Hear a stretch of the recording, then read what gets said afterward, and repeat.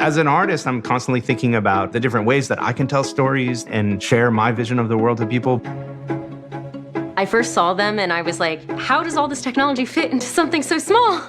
The new spectacles are going to allow you to overlay anything you want onto the real world. I like using technology to delight people and immerse them in a world that they couldn't experience in reality.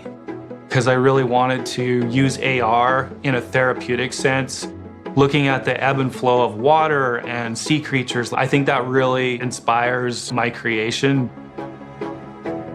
As a Black artist, I feel like a lot of young, up-and-coming artists are not represented. I wanted to showcase their work in an augmented reality gallery in 3D and show them in a light that is beautiful and just inspirational. Now I can actually walk around and see what I'm capturing and get cool shots to share with my friends.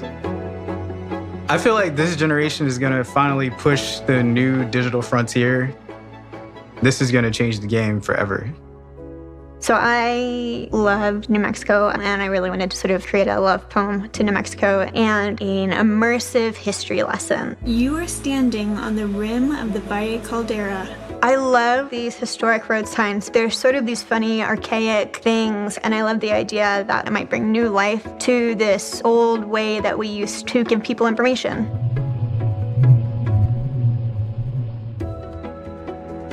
I think AR is about having a conversation with the world. I always go back to try to ask really essential questions. What makes us human? What makes us happy? What does it mean to be alive and communicating? I love poetry. I love language. I love words. What would it feel like to walk through a poem?